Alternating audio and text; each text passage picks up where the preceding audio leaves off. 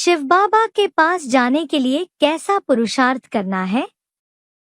शिव बाबा के नजदीक रहने वाले बच्चों की निशानियाँ। बाबा के नजदीक वाले बच्चे तो वो ही हैं जो बाप समान पुरुषार्थी है और बाप समान सर्विसेबल है। सबसे ज्यादा प्रिय बच्चे कौन से हैं? ज्ञानी तू आत्मा मुझे विशेष प्रिय है। जिनकी बुद्धि में ज्ञान ठहरा होगा उनको ये अज्ञान की दुनिया तो अच्छी लगेगी नहीं, तो वो तो ईश्वरीय सेवा में ही लगे रहेंगे। ईश्वरीय सेवाधारी जो होंगे वो बाप को ज्यादा प्रिय होते हैं। बाप उन बच्चों को याद करता है। जिन बच्चों को बाप याद करता है वो तो बाप के नजदीक ही होंगे ना। बच्चों की याद ज्यादा तीखी या बाप की याद ज्यादा तीखी? बाप की याद ज्यादा तीखी होगी। दुनिया बाप को याद करती है और बाप उन बच्चों को याद करते हैं जिनसे उनका काम संपन्न होना है। हम जितना सेवा में नजदीक होंगे बाप के, माता के, उतने हमको पद मिल जाएगा। Baba is saying, the closer you are to the father and the mother with regards to the spiritual service, you will get a higher position to that extent. Yeah, and that the kind of position we are receiving will be touched, the intellect will be touched by Baba. तो हमें जो पद मिलने वाला है उसकी touching हमें बाबा से मिलेगी।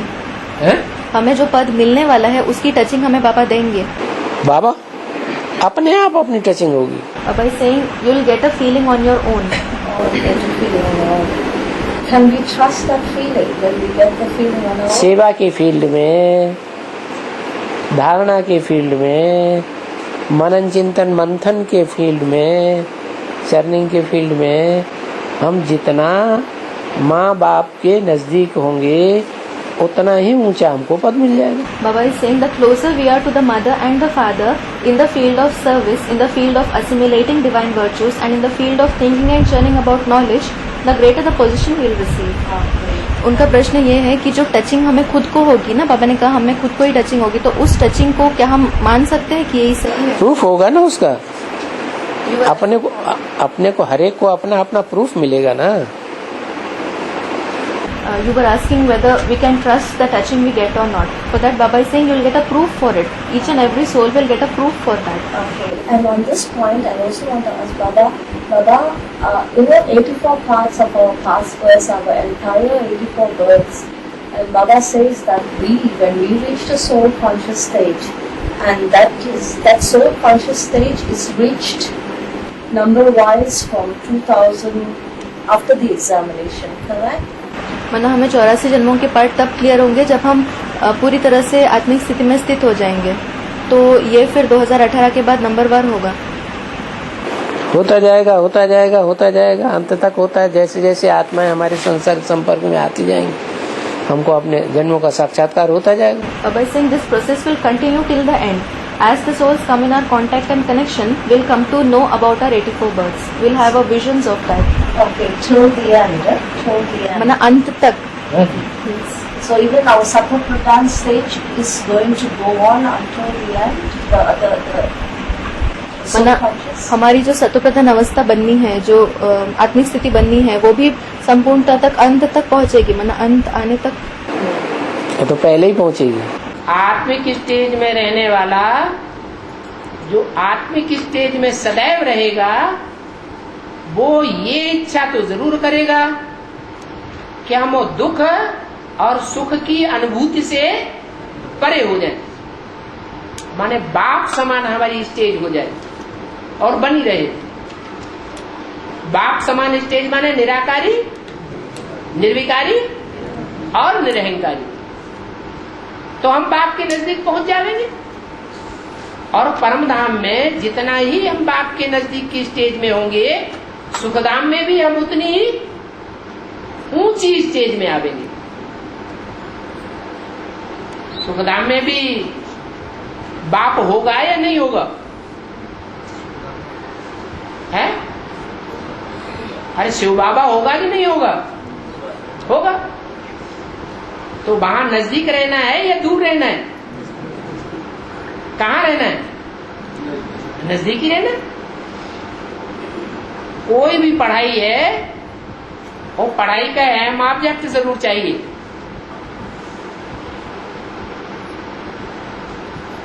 जैसे वकालत की पढ़ाई है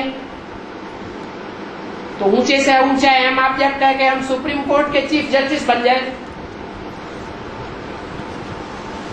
ऐसा लक्ष्य लेकर के कोई चलता होगा या नहीं चलता होगा? चलता होगा। ये दी बेस्ट लक्ष्य है। ऐसे ही इस ईश्वरीय पढ़ाई का भी लक्ष्य है क्या, जो हमको लगातार पुरुषार्थ में आगे बढ़ाता है। लक्ष्यहीन आत्मा, जैसा लक्ष्य वैसे लक्षण हो जाते हैं। लक्ष्यहीन है तो लक्षण भी लक्ष्यहीन हो जाए, लक्षणहीन हो जाएंगे। जो जिस धर्म का बीज होगा वो उसी को फॉलो करेगा। आखिरीन जब फाइनल परीक्षा होगी तो नंबरवार की लिस्ट में आ जाएंगे।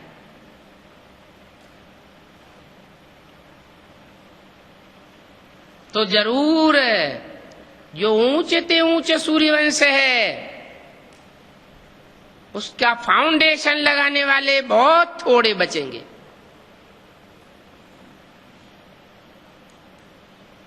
जो बचेंगे वो ऊंचे ते ऊंचे पद पावेंगे।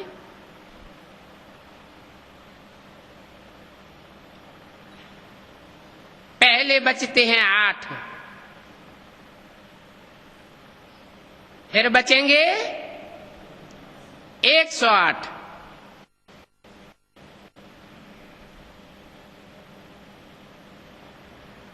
वो हैं राजाएं जिन्होंने राजयोग की पूरी पढ़ाई पढ़ी। उनमें भी नंबरवार।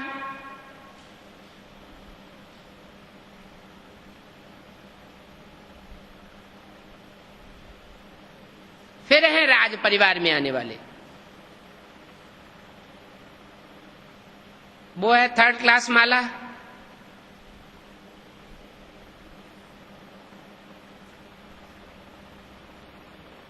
सेकंड क्लास कहो, फर्स्ट क्लास है 108, 8 तो पास विधानर है।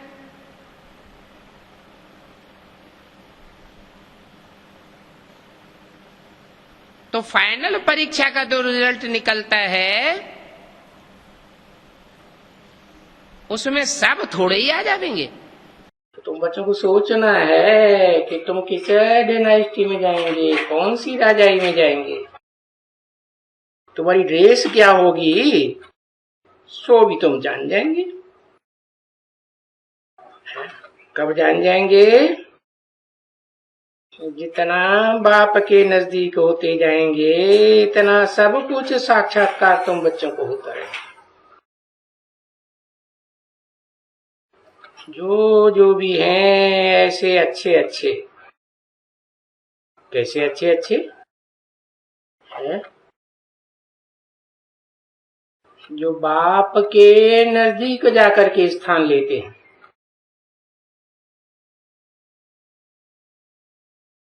ऐसे अच्छे अच्छे जो भी हैं तो वो ही काम के होंगे। किसके काम के? अरे बाप जो आया हुआ है नई दुनिया की स्थापना कराने के लिए, पुरानी दुनिया का विनाश कराने के लिए और नई दुनिया की पालना कराने के लिए। तो जो भी इन तीनों कामों में काम के होंगे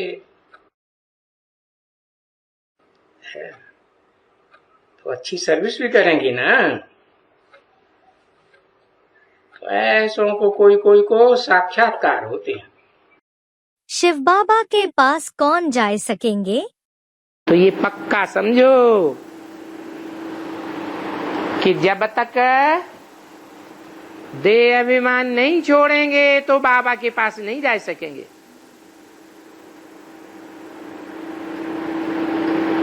बल कहते हैं एक ही ट्रेन चलेगी, बैठे बैठे पुरानी जूती पुरानी दुनिया को छोड़ देंगे।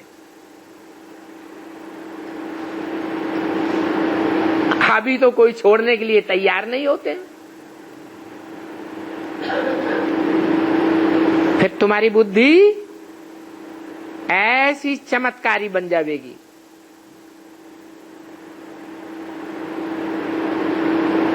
परंतु ऐसा होगा तब जब ऐसी अवस्था को जमाते रहेंगे। बाबा बार बार समझाते हैं, आत्मा अभिमानी बनने के लिए कि आत्मा अभिमानी भव, देही अभिमानी भव, क्योंकि जहां जाना है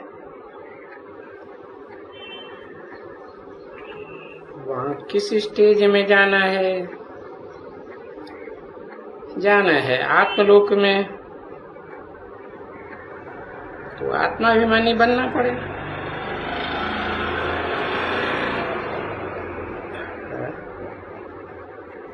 ये शरीर सारा छोड़ देना है और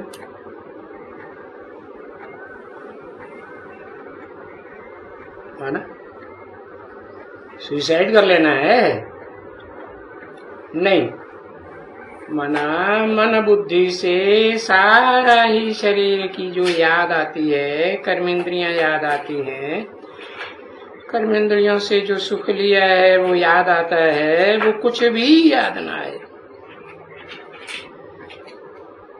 जब ऐसे आत्माभिमानी ज्ञान बनेंगे तो मेरे पास आना होगा। तो फिर कहीं भी गंध में नहीं अटकेंगे और सीधे जाएंगे बाप के पास आत्मलोक में। परंतु ड्रामा का प्लान ऐसा नहीं है कि दम दे जाम दे हो जाए, हथेली पे आम आ जाए। ये तो हो ही नहीं सकता। जो कोई सीधे जल्दी चले जावे,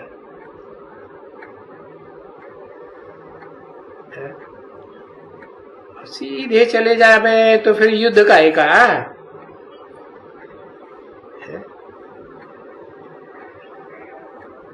तो युद्ध जो मूल है वो ये है, देह अभिमान का युद्ध है।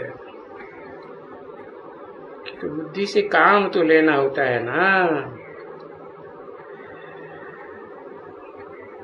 तो बरोबर बुद्धि में बात आती है कि इस हिसाब से हमारा देह भान गया कि गया।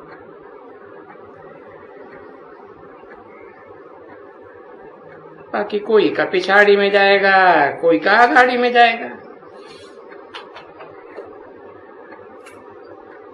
अब ये देह भान छोड़ने की है बड़ी मेहनत, और ये सारी मेहनत बुद्धि की है। अपनी आत्मा में ये समझना है अच्छी तरह से कि मेहनत क्यों लगती है।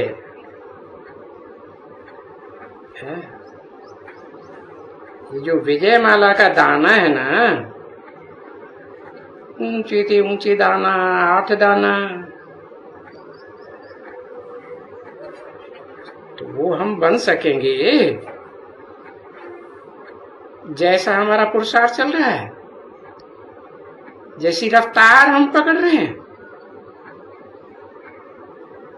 अच्छा, तो फिर इसके लिए थोड़ा चाहिए एकांत का समय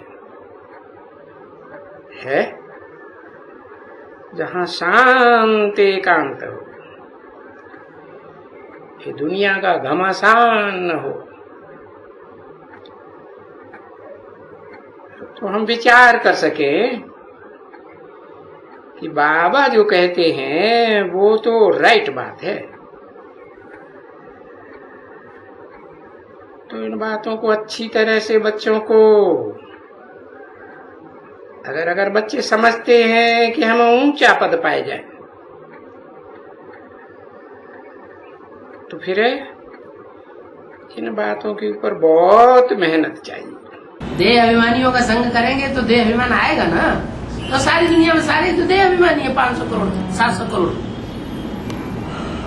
हम आत्मिक की स्थिति की प्रैक्टिस करते हैं तो थोड़े में ही दुनिया का संग लग जाता है।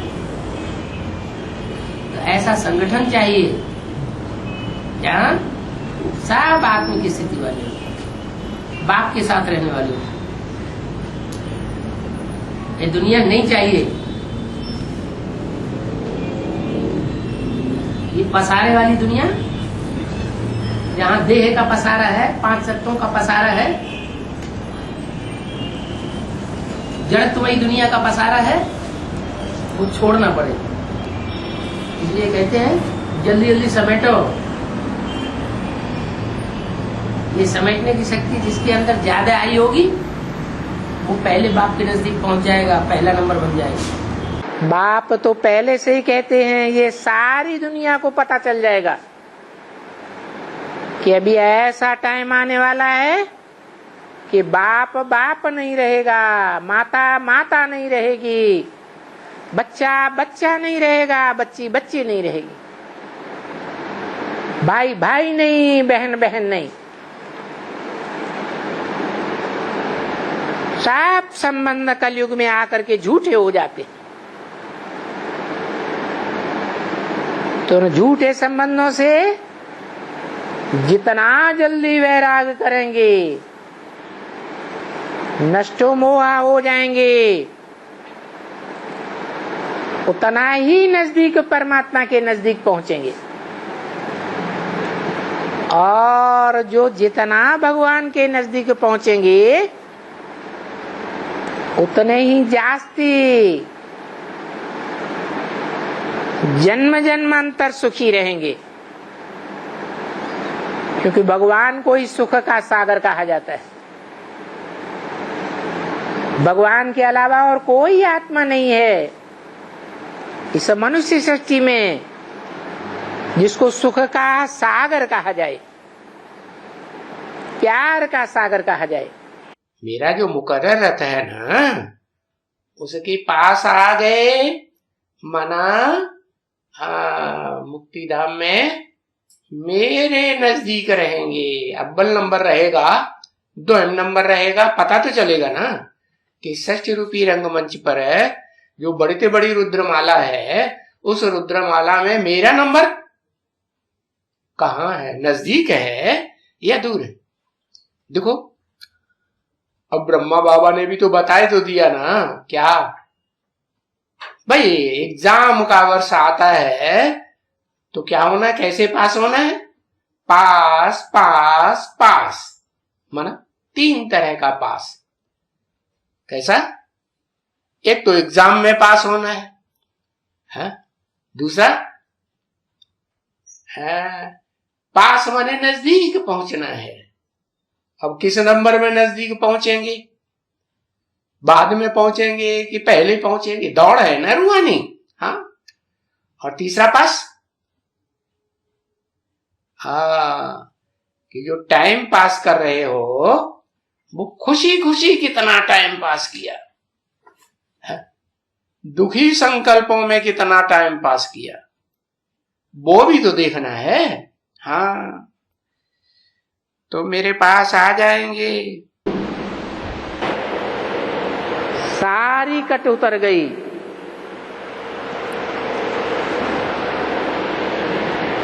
तो परमपिता परमात्मा के नजदीक पहुंच जाएंगे। यहां भी नजदीक रहेंगे, संगम युग में भी, परमधाम में भी नजदीक रहेंगे। रहेंगे तो नंबरवार पुरुषार्थ अनुसार, और सतयुग, त्रेता, द्वापर, कलयुग में भी नजदीक रहेंगे। किसके हैं, जो इस सृष्टि पर सदा कायम है। तो सदा कायम शिव बाबा के नजदीक रहेंगे नंबरवार पुरुषार्थ अनुसार। जितनी पवित्र बुद्धि होगी उतना बाप को जल्दी पहचानेगी, बाप के नजदीक पहुंचेगी, मन बुद्धि से ही नजदीक पहुंच जाएगी। देह से नजदीक पहुंचे ये भी इच्छा नहीं रहेगी। मन बुद्धि को आत्मा कहा जाता है या देह को आत्मा कहा जाता है? मन बुद्धि कहाँ धरी रहेगी उसकी? बाप के नजदीक धरी रहेगी। इस समय तो देखो दिल होती है जावे हम बाबा के पास, बाबा कहते हैं मुझे याद करो। तुम्हारी बुद्धि में बाबा का ज्ञान तो है ना। कहते हैं बच्चे पवित्र बन करके आना है, अभी तो पतित हो, इसलिए 5 तत्वों का ये जो पुतला है उनसे ममत हो गया है। आधा कल्प के इनको छोड़ने की दिल ही नहीं होती है। नहीं तो विवेक कहता है शरीर छूट जाए और हम बाबा के पास चले जाएं। तुम अभी पुरुषार्थ करते हो, हमको पावन बन बाबा के पास जाना है। बाबा ने कहा है तुम तो मेरे ही थे, अभी फिर तुम मेरे को याद करेंगे तो तुम्हारी आत्मा पवित्र बनकर मेरे पास आ जाएगी। परे से परे बाप के पास रहने की हाँ, युक्ति क्या है? परे से परे बाप को पहचानना, पहचाना होगा, जाना होगा तो नजदीक पहुंचने का भी संकल्प उठेगा। पहचाना ही नहीं होगा तो नजदीक पहुंचने का संकल्प कैसे उठेगा? जितना जितना बाप की पहचान में हम गहरे उतरते जाएंगे उतना उतना बाप के नजदीक पहुंचेंगे या दूर जाएंगे? नजदीक जाएंगे। अभी समय की समीपता को देख रहे हो।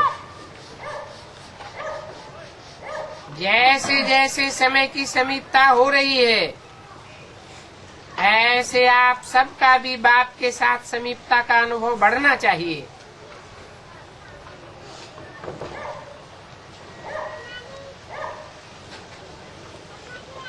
अनुभव कब बढ़ेगा?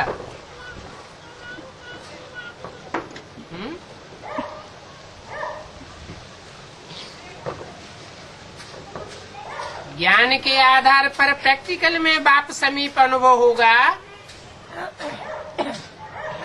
तभी तो बढ़ेगा ना। पद एक जैसे होंगे, कुर्सियां एक जैसी होंगी या नंबरवार होंगी? तो नंबरवार बनाने के लिए ही ये अनिश्चय बुद्धि होने का ड्रामा में नूद है। कोई पहले अनिश्चय बुद्धि हो जाते हैं, कोई बाद में अनिश्चय बुद्धि बनेंगे। जो जितना बाद में अनिश्चय बुद्धि बनेंगे उतना ही पहले बाप के नजदीक फिर से आ जाएंगे।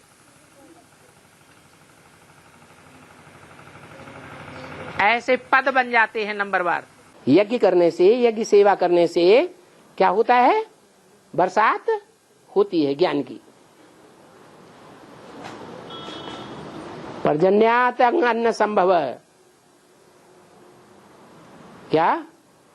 ज्ञान की बरसात जितनी होगी, सूक्ष्म स्टेज में जितना टिकेंगे, सूक्ष्म वतनवासी जितना बनेंगे तो परमधाम के नजदीक पहुंचेंगे या दूर रहेंगे? हैं? नजदीक पहुंचेंगे। तो बाप के नजदीक पहुंच गए या दूर रहे? हैं? बाप के नजदीक पहुंचते हैं, याद अच्छी आती है। हैं? जो व्यक्ति जीवन में भी ज्यादा नजदीक रहता है उसकी याद आती है, या जो दूर चला जाता है कभी मिलने वाला ही नहीं उसकी याद आती है? हैं? नजदीक रहता तो याद आती है। जितना याद करेंगे उतना विकर्म विनाश होंगे। और ये भी जानते हो कि हम बच्चे नजदीक आते जाते हैं। आखिरी जब याद पूरी हो जाएगी तो फिर हम बाबा के पास चले जाएंगे। उमंग उत्साह में हम जास्ती आवेंगे तो बाप के नजदीक पहुंचेंगे। उमंग उत्साह नहीं आवेगा तो नजदीक नहीं रहेंगे। ऐसे नहीं कि इस जन्म में ही हमारा साथ है। जो यहाँ ईमानदार, वफादार, फरमान बरदार बनते हैं वो जन्म जन्मांतर साथ रहने के अधिकारी बन जाते हैं। सेवा की फील्ड में निकलेंगे, सेवा की फील्ड में जितना ज्यादा रहेंगे उतना मनन चिंतन मंथन चलेगा, और मनन चिंतन मंथन जितना ज्यादा चलेगा उतना अपने आत्मा के अनेक जन्मों के पार्ट क्लियर होंगे और बाप के नजदीक जाएंगे। क्योंकि बाप सर्वसेवी बच्चों को याद करते हैं। उनको बाप याद करेगा वो कितने पावरफुल बनेंगे। बाप की याद से आत्मा में शक्ति आती है। वो तो हमारी आत्मिक शक्ति से याद करना हुआ, लेकिन बाप जिन बच्चों को याद करें तो उनको कितनी शक्ति आएगी? बहुत बड़ी शक्ति आएगी ना। तो फिर 24 घंटे ईश्वर की सेवा में लग जाना चाहिए।